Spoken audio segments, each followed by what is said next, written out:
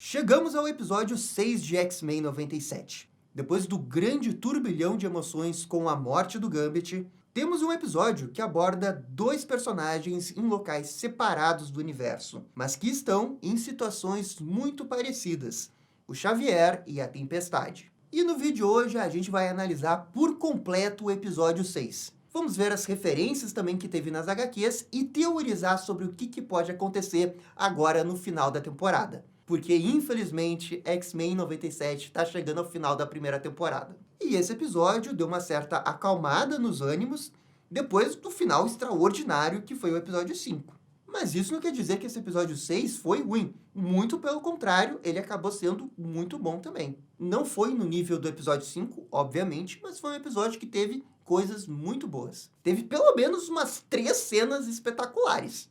O episódio se chama Life Death Parte 2, e novamente faz uma referência direta ao quadrinho da Tempestade, quando ela está com o Forge. Contudo, a adaptação que eles estão fazendo aqui é muito mais aberta e remete a um período das HQs que envolve a Tempestade recuperando os poderes, juntamente com o Forge, mas que tecnicamente não se chama Life Death. Uma outra coisa que vale muito a pena comentar é a questão da abertura. Primeiro que o Noturno apareceu no lugar do Gambit, o que foi legal e também triste ao mesmo tempo. Mas a mais importante é que eles colocaram uma cena envolvendo a sentinela Nimrod. Esse personagem é uma sentinela do futuro e que já apareceu no desenho original, lá no episódio Dias de um Futuro Esquecido, e também no clássico que criou a Era do Apocalipse. Porque, só lembrando, a Era do Apocalipse não é uma coisa que se originou nas HQs, e sim no desenho, e que depois foi para as HQs. E bem, o Nimrod é para ser a sentinela mais poderosa no futuro. E considerando que o desenho está colocando várias dessas cenas na abertura, fazendo uma espécie de foreshadowing do que vai acontecer no episódio e na temporada, eu não duvido que ia ser colocado o Nimrod aqui para justamente a gente pensar que ele pode aparecer nos últimos episódios. E se falou de Nimrod futuro, falou de Cable também. Até porque todos os episódios de X-Men 97 até o momento tiveram uma temática clássica de X-Men. O primeiro envolveu uma clássica luta de X-Men contra sentinelas. O segundo envolveu mais o preconceito que os mutantes sofrem com a humanidade e a relação que isso tem num mundo mais real, até envolvendo as Nações Unidas. O terceiro é aquele lado da genética dos X-Men, que é bem exagerado, bem novelesco, com clones. O quarto foi sobre o meta dos X-Men envolvendo o Mojo. E o quinto foi sobre como que os mutantes, mesmo tendo uma utopia, um lugar só para eles ainda vão sofrer problemas por eles serem mutantes. E nesse sexto, a temática foi a crítica ao imperialismo norte-americano e europeu. Então, nesse cardápio de temas de X-Men, a gente já teve praticamente tudo. Menos duas coisas. Os X-Men tretando com heróis da Marvel, que isso é clássico de X-Men, eles adoram tretar com os heróis da Marvel, e viagem no tempo. E olha só, quem que deve aparecer no episódio 7 aí com o teaser que a Marvel passou? Capitão América. Então eu não duvido que o episódio 7 tenha justamente esse conflito X-Men com algum herói da Marvel. Se pá, até os Vingadores. E se isso confirmar, só iria faltar viagem no tempo, que é o último grande tema que eles ainda não abordaram direito nessa série de 97. E especialmente porque o Cable ainda não teve o seu episódio para ele. Enfim, o episódio 6 começa no espaço, mostrando uma guerra do Império Shi'ar com o Império Kree. Ambas as civilizações já tinham aparecido nesse universo da Marvel, com o X-Men ajudando o Império Shi'ar, e sendo até representados como os mocinhos quando a Lilandra assume o trono. E aqui nessa versão atualizada, anos 2024, o episódio não passou o pano nem mesmo para o Império Shi'ar. Acho que essa foi a grande diferença que a gente teve em relação ao Império Shi'ar em relação à dos anos 90. Já o Império Kree apareceu mais no desenho do Surfista Prateado, com aquela eterna rivalidade que eles têm com os Skrulls. E a outra coisa que é 10 de 10 é o design dos personagens. Cara, é demais, é demais. É claro que esses designs já existiam lá no desenho antigo, que foram puxados pelas HQs, que é exatamente a mesma coisa, mas é exatamente por isso que eu acho tão maravilhoso. O design é exatamente igual das HQs, com as suas cores vibrantes, o elmo, as roupas. Ah, isso é demais mesmo. É até chocante lembrar que esse daqui é o Ronan, sendo que no MCU fizeram um design totalmente Zack Snyder para ele. E o pessoal reclama do Darkseid do Snyder, hein?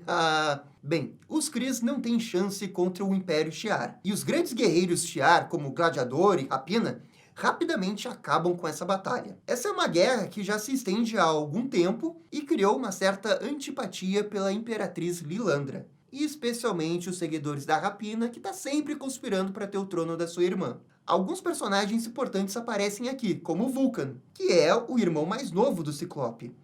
Ele e a Rapina têm um lance nas HQs. E aqui na versão do X-Men 97, ficou parecendo que eles estão querendo realmente implantar uma sementinha para lá na frente ter uma guerra civil do Império Shi'ar. Rapina e Vulcan, com toda certeza, vão ser muito importantes para uma segunda temporada. E com isso, cortamos para Lilandra fazendo um anúncio universal sobre o seu casamento com o Professor Xavier, o que é um grande escândalo para o Império Shi'ar. E aqui já entra a primeira grande crítica que eles fazem ao Império Shi'ar, que na verdade é uma grande alegoria para o imperialismo de grandes potências que a gente tem aqui na nossa Terra. Afinal de contas, ninguém tira essas ideias do puro éter, né? É da pura observação do mundo que se tem essas ideias. E sem falar que isso dá muito mais camadas para essa raça alienígena. Quanto mais complexo, pautado na realidade, fazendo essas alegorias, melhor vai ser, porque para mim isso daqui tá no core do que é X-Men. O Império Shi'ar se orgulha de ser diferente dos outros impérios porque ele não destrói as outras civilizações. Eles as anexa, fazendo com que todo mundo faça parte de uma grande união. Só que, bem, isso claramente fica da boca para fora quando a gente vê que nas altas camadas do Império Shi'ar, principalmente ali da parte da realeza, eles não são tão adeptos assim à diversidade. Especialmente quando envolve um humano sentar ao trono ao lado da Lilandra. Aliás, falando no humano, o Professor Xavier, era óbvio que ele estava vivo, né, gente?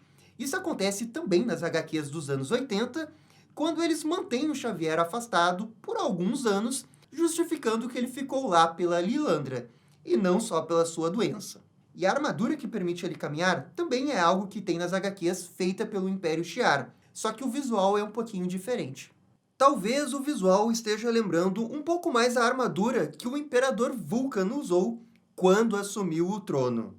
E bem, o Xavier vai estar nessa jornada no episódio porque ele está dividido entre o seu amor, a Lilandra, e o seu outro amor, os X-Men. E ele vai ter alguns diálogos bem legais com a Lilandra, porque ele fica falando através de indiretas para a Lilandra que ele sente saudade dos X-Men. Só que a Lilandra, como não é burra, ela percebe isso. Isso é bem coisinha de casal que já tá há algum tempo junto. Fica dando aquelas indiretas, né, que tem que ir no futebol, que tem que trabalhar, que não sei o quê. Eu gostei desses diálogos e como que a Lilandra tira qualquer camada de indireta e tenta conversar diretamente sobre o problema que é o Xavier sentir falta dos X-Men. E a outra coisa é que a Lilandra é muito boa na argumentação ao dizer que, como o professor Xavier era o professor dos X-Men, ele precisa deixar que os seus alunos caminhem sozinho. Enquanto isso, o episódio apresenta a sua outra trama, que é a da Tempestade com o Forge. Primeiro ponto positivo que eu acho que eles melhoraram em relação a essa trama do Forge e a Tempestade em relação à outra parte é que toda essa trama é contado ao longo de todo o episódio. E não como no outro, que foi tudo no finalzinho e ficou tudo muito acelerado. Aqui, como ficou intercalado com a parte do Xavier, eu acho que acabou ficando bem melhor. Porque isso faz o necessário para ter aquela passagem de tempo e você perceber que os personagens estão ficando nesse meio tempo interagindo ali, só que necessariamente você não está vendo. Isso torna um pouco mais crível os diálogos que eles vão ter e a própria aproximação que a Tempestade vai ter um pouco maior agora com o Forge. E de uma forma geral, toda essa parte da Tempestade com o Forge nesse episódio foi bem melhor do que no primeiro. A outra coisa é que eles mudaram bastante em relação aos quadrinhos. E isso não é uma coisa ruim nem uma coisa boa. Eu só acho que eles acertaram mais na parte emocional envolvendo a Tempestade, porque eles conseguiram focar muito mais os seus medos ali, e não precisaram dividir tanta atenção dela ter um relacionamento com o Forge. Como ela tinha um objetivo, preciso salvar o Forge, foi muito mais direto ao ponto para focar exatamente no que eu queria ver no Dilema da Tempestade, que é essa questão do medo que ela tem e a recuperação dos poderes dela. O adversário aqui, que é aquela coruja, funciona como o grande medo da Tempestade e faz uma grande metáfora com o fato dela não querer seguir em frente. E com isso, a Tempestade não perdeu seus poderes só por causa daquela arma, e sim porque uma parte dela tá com medo. E isso meio que tá bloqueando seus poderes nesse momento. E bem, isso é total vibes Homem-Aranha 2 do Sam Raimi, né? E que eu achei muito bom porque vai caber somente a Tempestade a desbloquear os seus poderes. E não que ela precisa de uma fórmula mágica, de uma cabine especial, nem nada disso. só depende dela. E isso sim, é definitivamente melhor do que aconteceu nos quadrinhos, que foi simplesmente o Forge apontar uma arma para a Tempestade e ela recuperar os poderes. A outra coisa que essa parte surpreende é no aspecto da direção e o uso das visões do adversário. Eles colocam a Tempestade em algumas situações que são muito boas visualmente. Pô, olha só esses vampiros X-Men aqui, demais. Eles conseguiram usar o medo da claustrofobia a favor da história e de uma forma muito criativa também. Aliás, eles foram até além dessa questão da claustrofobia para a Tempestade. Porque o medo da claustrofobia, como eles apresentam ali no episódio dela estar presa num caixão, representa também o medo dela querer se levantar, dela sair de casa, de explorar o mundo e até recuperar seus poderes. Gostei demais dessa edição, é uma das melhores coisas desse episódio. Contudo, apesar da melhora nessa parte 2, eu não acho que eles tenham superado o arco Live Death 1 e 2 que acontece nas HQs da Tempestade. A primeira, que é lá na casa do Forge, e a segunda, que é na África. Infelizmente, isso ficou abaixo da HQ mesmo, mas é até complicado comparar, porque essa é uma das melhores HQs do Chris Claremont. Mas, como eu disse, melhorou bastante em relação à primeira parte do desenho X-Men 97. Principalmente por causa do desfecho final. Enfim, a Tempestade não aceita que o Forge vá morrer, e assim vai junto com ele até uma montanha para conseguir um cacto, que tem poderes curativos. O Forge, usando um livro de magia da sua mãe, consegue deter temporariamente o adversário. E assim, eles têm caminho livre até essa montanha. A única coisinha que eu achei um pouco desnecessária foi a Tempestade já sair chamando o Forge de meu amor. Porque o relacionamento deles, isso eu não comprei tanto. Isso eu acho que o desenho não conseguiu trabalhar bem. Mas eles, como amigos de um querer proteger o outro, isso eu compro. No Império Shi'ar, o professor, mesmo do outro lado da galáxia, sofre preconceito por ser humano, especialmente da Rapina. Ela, inclusive, invoca um desafio por combate. Quer dizer, não é desafio por combate, isso é no Game of Thrones. Aliás, toda essa vibe é meio Game of Thrones também, né? E esse desafio dela é um negócio que ela pode fazer qualquer coisa. Qualquer desafio que der na telha, ela pode pedir pro Xavier fazer. E como se fosse uma festa da quinta série, ela cria o pior verdade de desafio de todos os tempos. Que é o professor Xavier perder as suas memórias da Terra. E justamente pelo próprio toque da Lilandra. Que golpe baixo, hein? Nossa! Eu acho que mesmo se o Xavier realmente tivesse perdido as memórias no final do episódio, a Rapina não iria parar de conspirar para ter o trono da sua irmã. Mas bem, o Xavier sente o desafio, ele fica na dúvida. E é por isso que ele vai conversar com o Gladiador. E ele se lembra aqui do Magneto e do porquê que ele não pode esquecer da Terra. E isso nos leva para Lilandra novamente, sendo um pouquinho manipulativa aqui com os sentimentos do Xavier. E sugerindo que ele faça esse sacrifício por ela, já que ela fez tantos por ele. Caraca, Lilandra, mas eu não esperava isso de você, Lilandra. Pô, Lilandra, manipulou o Xavier para que no fundo ele fizesse algo que ele não queria fazer? Pô, Lilandra, não. Enquanto isso, Forge e Tempestade chegam à montanha que foi usada na Guerra Civil Americana. É aqui que o desenho cria esse paralelo do Império Shi'ar com a história dos Estados Unidos. Ele até cita as mesmas consequências de que o povo nativo dos Estados Unidos foi o mais prejudicado com tudo que aconteceu ali. Exatamente como é sugerido que acontece com as civilizações absorvidas pelo Império Shi'ar. E bem, para conseguir o cacto, a Tempestade vai ter que passar por um túnel bem apertado. Ou seja, ela vai ter que enfrentar o seu maior medo para poder salvar o Forge. No espaço, o Xavier passa pelo processo de apagar a memória. Mas na hora de abdicar dos X-Men, ele não consegue. E era exatamente isso que a Rapina queria. Ela cria todo um escândalo para enfraquecer a Lilandra e até a ataca, visando um golpe de Estado. É aqui que Xavier se irrita e começa a usar seus poderes. Ele cria um elo mental com todo mundo que está ali e faz com que eles tenham uma aula com o Professor Xavier. A escolinha do Professor Xavier. Eu não sei, pessoalmente ficou um pouco cômico demais as pessoas mais importantes do Império Shi'ar tendo uma aula de colégio. Especialmente porque ele estava explicando algo extremamente importante ali. E o Xavier literalmente desenha no quadro a crítica social do episódio sobre o imperialismo. E ele divide a sua opinião pacifista da situação do Império Shi'ar. E esse discurso do Xavier é bem legal, mas é aquele negócio, né? Não sei o que ele realmente estava esperando com esse discurso. porque eu duvido que ele fosse convencer o Império inteiro a mudar o seu modus operandi.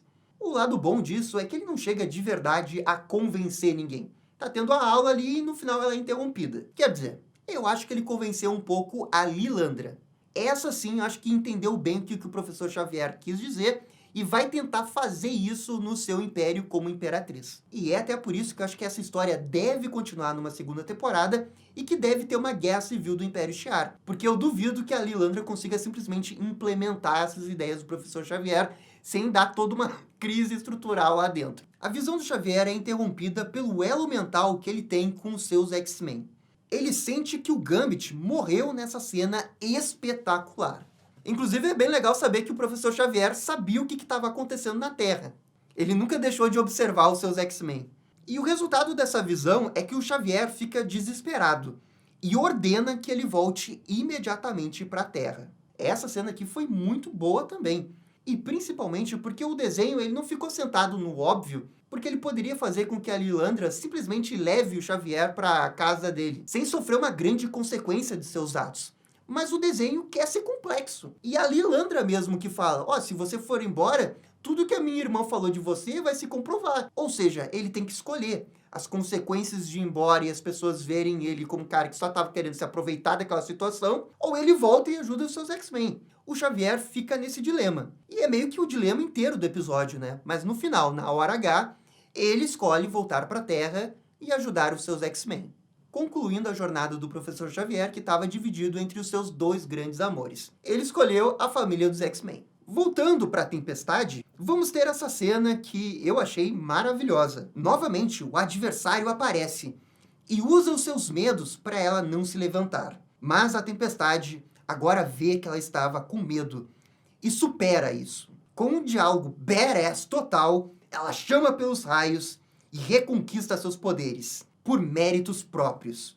E sem aquela arminha do Forge meia boca lá. A animação também é espetacular com ela ganhando um novo uniforme, que é, na verdade, o uniforme clássico dela, e toda essa cena até lembra um pouquinho a cena do voo do Homem de Aço. Simplesmente espetacular essa cena, tanto na questão da qualidade da animação, da direção, quanto no aspecto narrativo para a Tempestade superar esse trauma. Porque esse negócio do Live Death, embora eles não tenham construído tão bem o relacionamento do Forge com a Tempestade, eles construíram muito bem o medo da Tempestade, essa angústia que ela tinha. E nesse segundo episódio focado nisso, eles puxaram ainda mais com algumas cenas realmente fantásticas. Já falei aqui, melhoraram em 100% como que ela recupera seus poderes.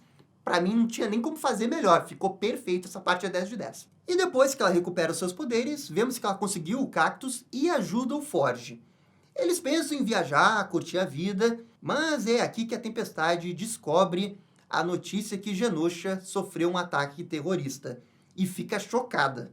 A expressão da Tempestade diz muito, diz muito. Eu gostei muito disso. Aliás, não só a da Tempestade, mas como também a do Professor Xavier. Toda aquela cena que ele vê o Gambit lá morto, cara, também é muito boa, tá louco. A última cena é o Bolivar Trask sendo perseguido pelo Sinistro, deixando claro que sim, ele estava por trás do que aconteceu. Só que fica a dúvida se ele é o grande responsável. Partindo para especulação, sim, eu acho que ele é o grande responsável e vai ser o final boss da parada. Mas também façam suas apostas, porque tem toda essa possibilidade deles refazerem o que aconteceu no episódio 5 com alguma viagem no tempo com o Cable, que essa é uma outra teoria que tem por aí. E olha, gente, esse episódio foi ótimo. Eu vou dar nota 8, gostei da temática e dos paralelos do Xavier com a Tempestade. E ao final do episódio, com os dois voltando a usar os seus poderes. X-Men 97 manteve aquele nível bem alto. É óbvio que caiu um pouco em relação ao 5. Qualquer desenho do planeta Terra ia cair depois daquele episódio 5. Até Avatar, a Lenda de Aang, desenho 11 de 10, que tem aqueles episódios super, hiper, mega emocionantes. Depois cai para ter um episódio mais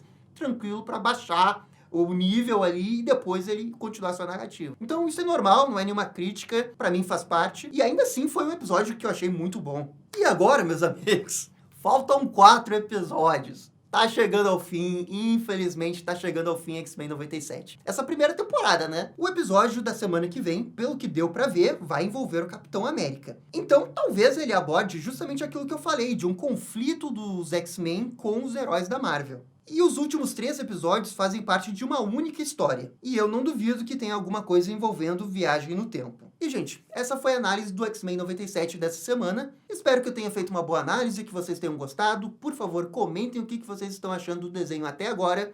Comentem teorias do que vocês acham que vai acontecer. Nimrod, sinistro mesmo, viagem no tempo, comentem aqui. E no mais, eu fico por aqui. Muito obrigado e até a próxima. Tchau, tchau, gente. E esse foi o vídeo falando do episódio 6 de X-Men 97.